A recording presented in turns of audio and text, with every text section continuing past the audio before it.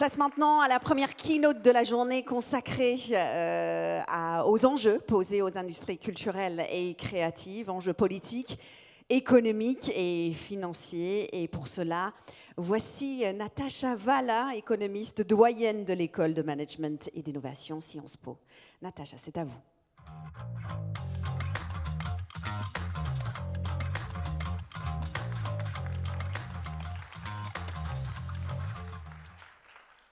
Bonjour à tous. Merci infiniment à Eric Newton pour cette invitation et bravo pour l'engagement, notamment territorial. Je trouve que le ton a été donné dans ce qui a été dit jusqu'à maintenant et je me sens très très à l'aise avec les pistes qui ont été lancées et je pense que les discussions de la journée vont alimenter un peu ces grandes lignes et ces idées.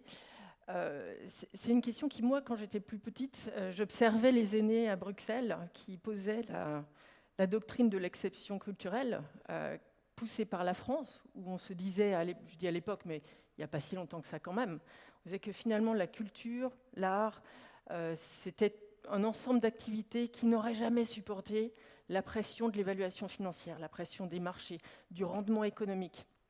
Et donc on a construit un environnement qui a été très salutaire et qui sert encore beaucoup aujourd'hui de protection et une approche finalement où le financement public était là pour justement, c'est un petit peu comme quand on développe un brevet dans de l'innovation pure tech, on sait qu'on a besoin d'un environnement de protection pendant un temps pour que cette innovation, cette créativité puisse se développer et générer des résultats de nature artistique ou culturelle, dans ce cas-là en l'occurrence, pour ensuite donner lieu à des dynamiques intergénérationnelles et des choses qui se construisent dans le temps, sans parler bien sûr de la dimension de soft power qui a été évoquée tout à l'heure. Donc c'était un peu le point de départ. Et puis j'avais fait beaucoup d'activités artistiques aussi pour moi-même dans ma vie. Et puis je suis devenue économiste et alors là ça a commencé à se corser puisqu'on voit les choses différemment. On étudie l'individu comme étant une ressource elle-même, un élément de ressource dans un système beaucoup plus large, beaucoup plus complexe, de production de richesses économiques. Ces richesses économiques étant elles-mêmes mesurées par un cadre comptable de façon très générale, développé juste après la Seconde Guerre mondiale, qui est le cadre de la comptabilité nationale, et qui régit un petit peu le raisonnement au niveau de l'individu, en considérant que l'individu est rationnel, enfin plus ou moins rationnel d'ailleurs, ça fonctionne sous plusieurs axiomatiques, mais en tout cas fonctionne sous un faisceau de contraintes. Et ces contraintes, elles sont d'être en bonne santé, de savoir s'éduquer pour être en adéquation avec l'idée d'un stock de capital qui pourrait aider à produire des richesses, et des contraintes aussi budgétaires.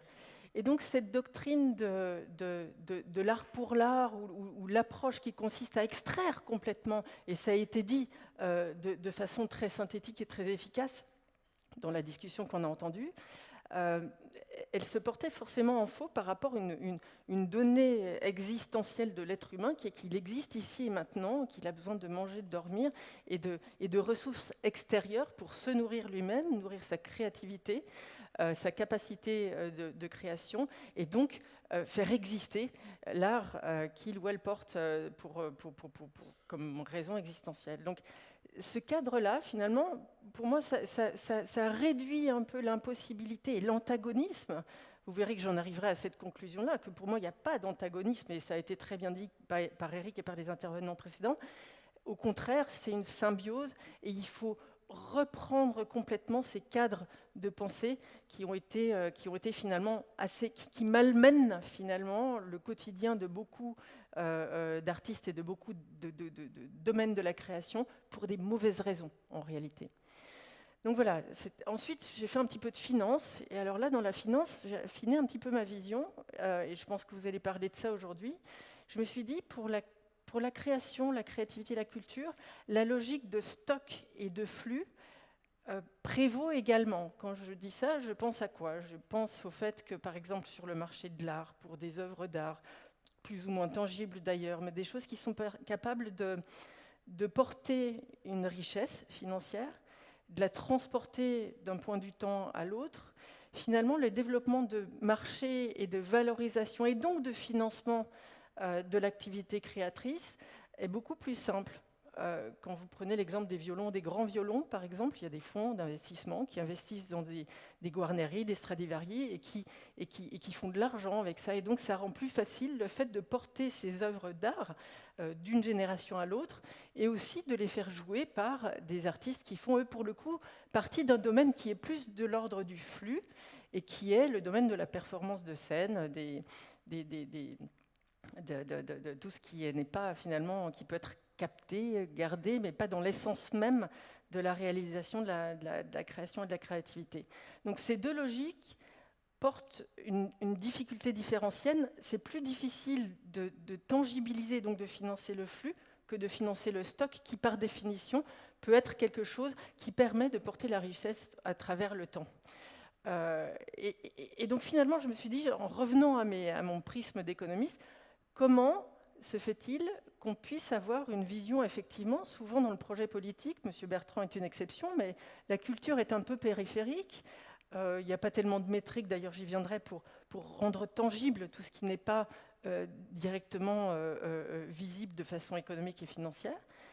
Et si on commence à regarder les grandes masses qui nous sont fournies par la comptabilité d'entreprise très orthodoxe, par la comptabilité nationale très orthodoxe, sur la valeur de ce qu'on appelle effectivement les industries culturelles et créatives, c'est pas si négligeable que ça. Dans le monde, c'est à peu près 3% du PIB mondial.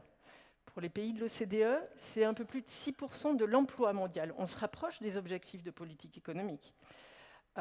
C'est également, alors c'est vrai de façon très différenciée, mais c'est vrai dans les pays avancés et dans les pays émergents, que ces ICC, elles génèrent de la croissance de l'emploi qui est beaucoup plus importante que la croissance de l'emploi dans les autres secteurs, tous secteurs confondus, de l'activité économique. Alors la taille, c'est un petit peu différent parce que c'est une niche et puis c'est tellement intégré avec les ICC aujourd'hui que c'est peut-être pas une bonne idée de faire complètement la dichotomie, mais en tout cas, la croissance de l'emploi dans ce secteur-là, elle est plus importante que la croissance de l'emploi dans l'économie en général. La croissance des échanges internationaux, du commerce international, c'est pareil. C'est au-delà de 10% en moyenne pour les pays de l'OCDE, ce qui est plus important sur la décennie qui vient de s'écouler que l'évolution du commerce de façon générale. Donc, dans le fond, on a quelque chose de pas si petit que ça. 3% du PIB, franchement, c'est quand même bon à prendre, et qui croît assez vite, avec un potentiel de croissance assez vite. Quand vous prenez les notes des analystes de banques d'investissement qui regardent le secteur des ICC comme un secteur tout à fait pertinent pour l'évolution des portefeuilles, les perspectives de croissance des marges et des rendements et des marges pour ces industries, elles sont très, très enviables. Alors, évidemment, quand on creuse, on voit bien que la répartition de la valeur ajoutée dans la chaîne de valeur création et culture est très très biaisée aujourd'hui. C'est un enjeu technologique, c'est un enjeu encore multiplié par l'IA, et c'est quelque chose qu'il faut regarder. Donc, premier point, c'est que vraiment d'un point de vue économique, selon la métrique la plus voilà, mainstream, il faut regarder ça en face parce que c'est un vecteur de croissance et un vecteur aussi de compétitivité. Alors, en face de ça, quand on met les pieds sur terre et qu'on regarde le modèle d'affaires des institutions qui produisent de la culture, de la création, c'est pas si facile parce qu'il faut faire un budget, parce qu'il faut trouver du financement. Et dans ce financement, alors à mes heures perdues, moi j'aide aussi des institutions culturelles, et il se trouve que je suis trésorière du Théâtre du Châtelet à Paris. Donc on regarde un peu comment les budgets sont faits. On travaille beaucoup avec la mairie de Paris, puisque c'est une institution qui en dépend. Et effectivement, les budgets, c'est une bonne partie de subventions publiques, une partie non négligeable, même plutôt bonne, de ressources propres, et puis une partie de mécénat. Je terminerai sur quelques remarques sur ces trois axes de financement, en commençant par le mécénat, puisque toute naïve que j'étais va me faire former à la philanthropie pour savoir s'il y a des méthodes, etc. Et j'ai trouvé quand même que le cadre général de fonctionnement du mécénat et de la philanthropie en Europe de façon générale, mais en France en particulier, auraient des pistes de développement absolument incroyables. Moi, ce qu'on m'a appris, c'était de mettre le pied dans la porte, de prendre mon carnet d'adresses, d'appeler les copains et de leur demander un chèque. Alors, vous faites ça une fois, la deuxième fois, vous n'avez plus de copains, et puis après, ça se complique vite parce que vous allez récupérer par tranche de 1 000 € des financements de choses qui en demanderaient 1000 fois plus. Donc là, à mon avis, il y a vraiment quelque chose à faire. On a des instruments très très performants, les fonds de dotation notamment. Je mentionne ça puisque Madame Lagarde, qui était ma chef dans une vie antérieure à la Banque Centrale Européenne, était impliquée dans leur création, et je pense que ce sont des outils tout à fait louables, le régime fiscal incitatif. On pourrait aller beaucoup plus loin dans ce sens-là et effectivement articuler ça avec une vision de l'entreprise qui arrive à valoriser dans son environnement les investissements ou les financements qu'elle pourrait faire vers le monde de la création et de la culture. Deuxième axe, les ressources propres. Alors là, il y a un arbitrage.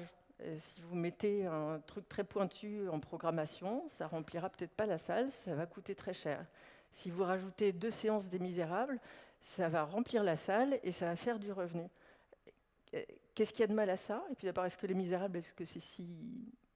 Voilà, je pense qu'il y a une ouverture d'esprit à construire entre les différents aspects de la culture qui se nourrissent l'un l'autre et qui permettent aussi d'avoir une surface financière un petit peu plus proche d'un modèle d'affaires auto-soutenable. Et puis, troisième et dernier volet, c'est la subvention publique. En France, on a de la chance d'avoir une articulation assez généreuse de ce point de vue-là. Il y a des statuts qui sont plutôt favorables à un bon fonctionnement de l'écosystème, mais en particulier des artistes.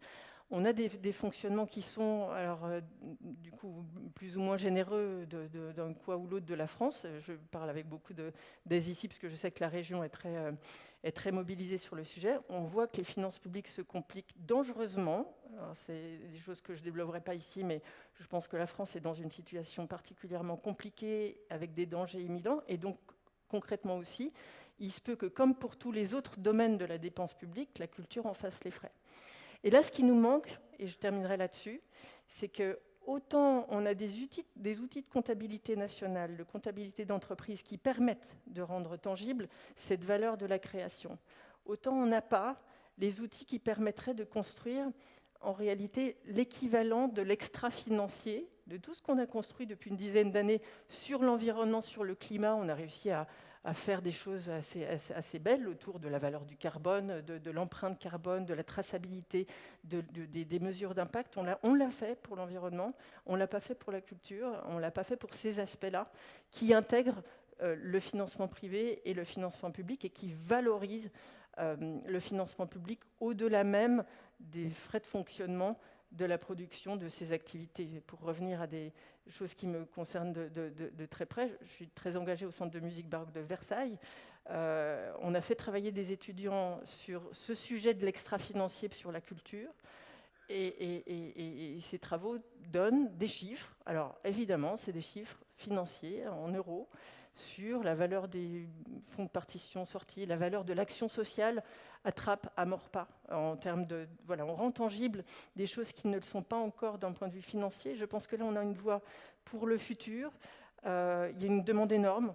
Quand on a fait ça, on a depuis 5 ou 6 institutions culturelles de la région parisienne qui sont venues vers nous pour multiplier ces approches-là. Donc là, il y a un travail énorme à faire. Je pense que c'est l'ensemble de l'écosystème de la création, de la créativité et de la culture qui doit se mobiliser, tout comme on a pu le faire pour l'environnement il y a une dizaine d'années de cela. J'en ai terminé. J'espère que vous passerez une très bonne journée autour de ces thèmes. Et je vous rends la parole. Merci encore. Merci beaucoup, Natacha. On peut l'applaudir. Merci. Merci pour cette...